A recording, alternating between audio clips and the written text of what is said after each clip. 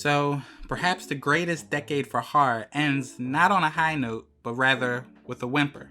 Okay, yes, the title of this video indicates that you're about to watch a best of list of horror movies, but let's be honest, 1989 was really not that great a year for the genre. If you were to make a list of the top 100 greatest horror movies of all time, we'd pretty much have no use for anything released during this period. There are no masterpieces or shining examples of greatness. What we get are a bunch of guilty pleasure sequels, some not too shabby Stephen King adaptations, and a few movies whose pure absurdity is their most redeeming quality. As we truck along with our year-by-year breakdown, these are our picks for the 10 best horror films of 1989.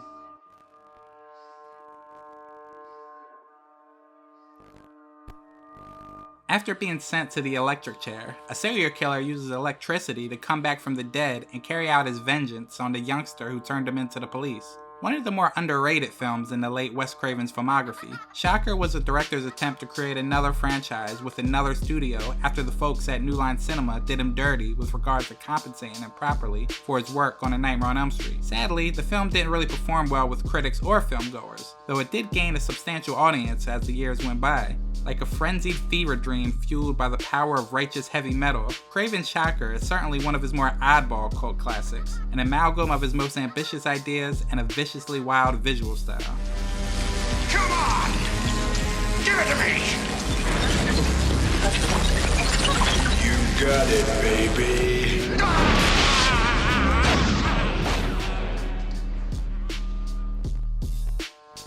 The overnight stock crew of a local supermarket find themselves being stalked and slashed by a mysterious maniac. Intruder is a truly underappreciated little slasher that seems to have been lost amongst fans, no doubt because it was released when slashers were going out of vogue. After all, 1989 was a pretty embarrassing year for the subgenre's heavyweights, Jason, Freddy, and Michael, who all released less than stellar entries during this time.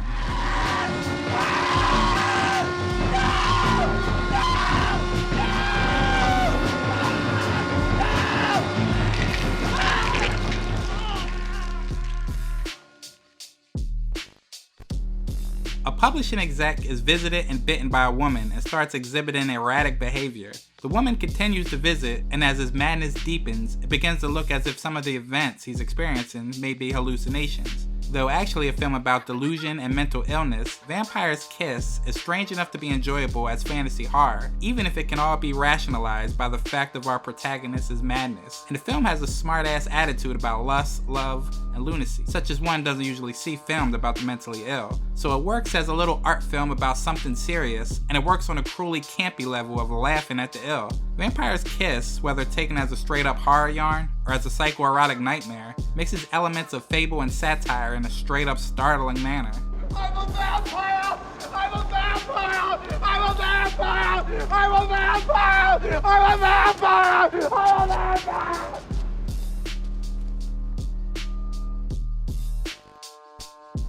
Despite its flaws, Puppet Master emerges as one of the more enjoyable of the killer toy type horror films. Child's Play has the most genuine scares and suspense, but for pure little things running amok and killing fun, the original Puppet Master is hard to beat. We say the original because to date, there have been over a dozen sequels and even a crossover, with another Full Moon's Picture franchise creation, The Demonic Toys. As with any other horror series, the original entries are pretty hit or miss, and the original will likely always reign supreme.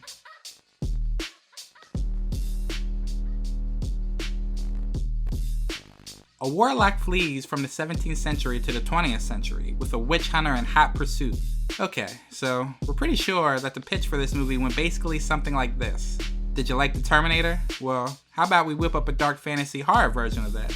Now, that pitch certainly makes it sound like Warlock is low on creativity, but that's selling the film pretty short. While, yes, fundamentally, this is the Terminator, it's also really funny, has a cool 80s horror vibe, has some great actors, and is filled with inventions and ideas that flesh out its world of satanic warlocks, witches, and her hunters. It's a whole lot of fun, just don't pay any mind to the sequels.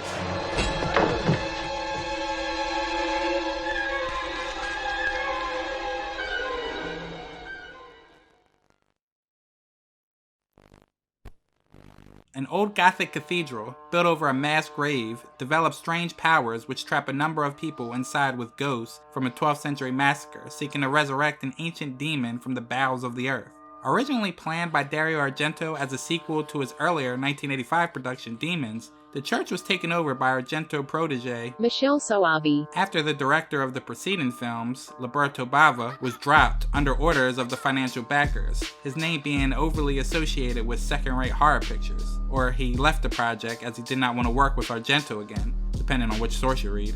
At any rate, in the film, as the Temple of Flesh, a tower made out of human bodies, begins to rise from the depths of hell, it will dawn on you that this film is yet another glorious example of unchecked Italian insanity. You simply can't find this level of crazy anywhere else. Don't believe us? A character at one point commits suicide with a jackhammer. Enough said. Non sono io sono bella, io sono bella. Oh no.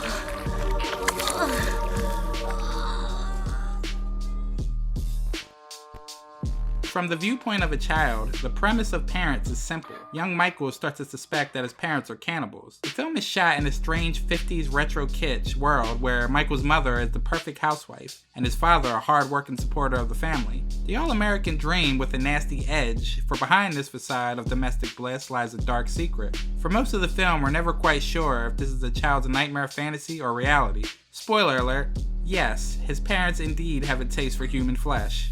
And a little midnight snack, huh? Maybe just a little something. Yeah. Some of this, maybe?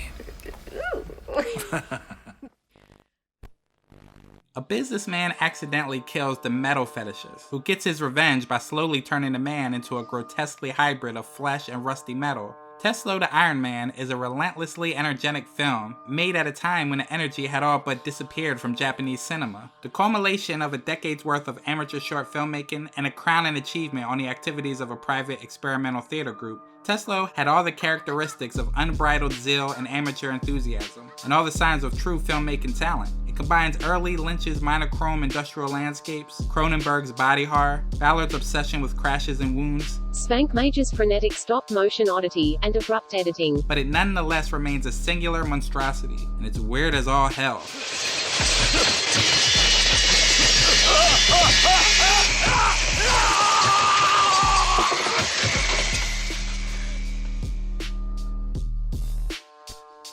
Some films are immediately resonant and manage to be even more so as time goes by and critics continue to properly contextualize them. Brian Yuzna's directorial debut, Society, is one such picture.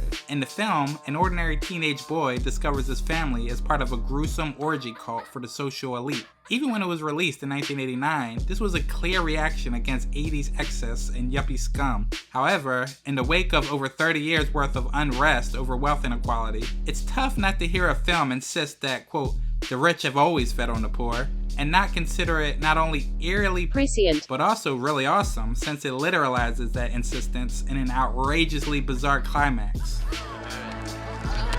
Good and pliable, Your Honor.